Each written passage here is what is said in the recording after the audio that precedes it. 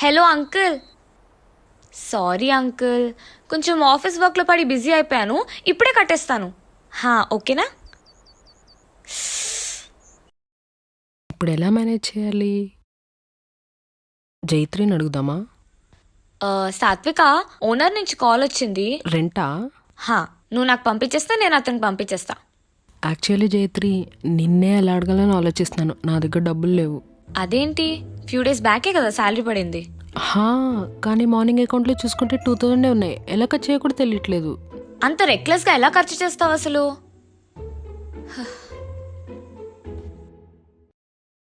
4000 ఉన్నాయేంటి?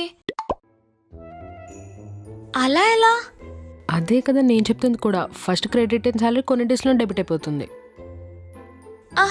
అసలు ఎప్పుడెక్కడ ఎలా ఖర్చు అయిపోయా కూడా గుర్తు రావట్లేదు.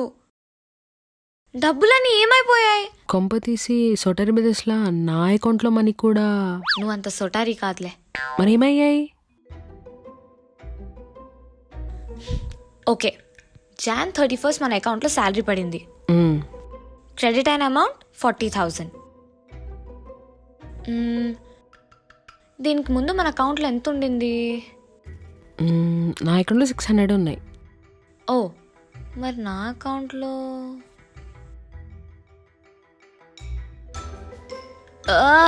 సరే, ఒక 1000 అనుకుందాం.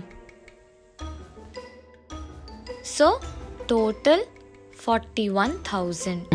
ఓకే, ఇక్కడి నుంచి వి షుడ్ స్టార్ట్ ట్రాకింగ్. మన అకౌంట్ ఓపెన్ చేసి ఈ మంత్ ట్రాన్సాక్షన్స్ చూద్దాం. ఓకే.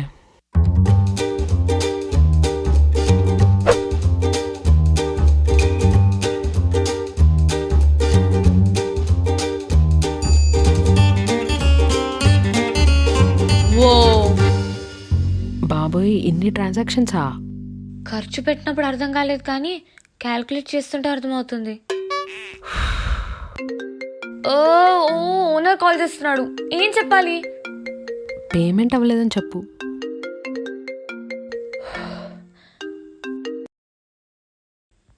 అంకుల్, ఇప్పుడే మీకు పే చేద్దామని ట్రై చేస్తున్నాను. కాకపోతే ఏదో యూపీఐ ఇష్యూ అంట. అది రిజాల్వ్ అవ్వగానే చేసేస్తాను. అమ్మయ్య, నమ్మేశాడు. అయినా మంతంతా ఈ ఇష్యూ చెప్పలేం కదా. అసలే మన ఓనర్ లేట్ అయితే ఇంటికి వచ్చి మరి క్యాష్ కలెక్ట్ చేసుకుంటాడు. అమ్మో, అప్ప మా ఇంట్లో అప్పంటే తప్పని చెప్తారు. సాత్విక, అప్పనే తప్పే, కానీ తప్పని పరిస్థితిలో తప్పదు. ఏమో, నేను మాత్రం అడగలేను. సరే, నేనే అడుగుతాను.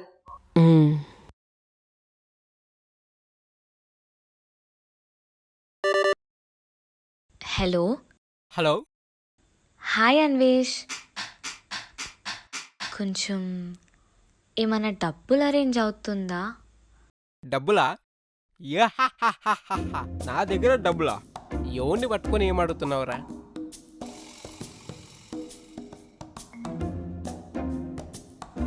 హే,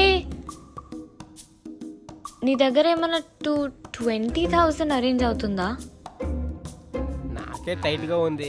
నేనే నిన్ను అడుగుదాం అనుకుంటున్నాను.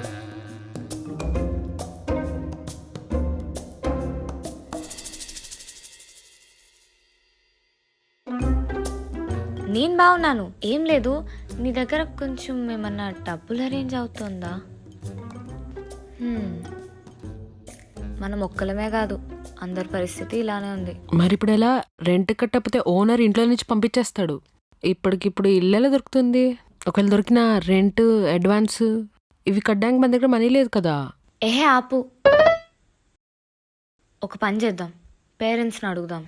అమ్మో, పేరెంట్సా? ఫ్రెండ్స్ అంటే అమ్మ అంటావు, పేరెంట్స్ అంటే అమ్మ అంటావు. అసలు ఏంటి నీ బాధ? అయినా ఫ్రెండ్స్ని అప్పడగడం తప్పని పేరెంట్సే కదా చెప్పింది. అందుకే వాళ్ళని అడుగుదాం. ఓకే, నేను కూడా అడుగుతాను, చూద్దాం.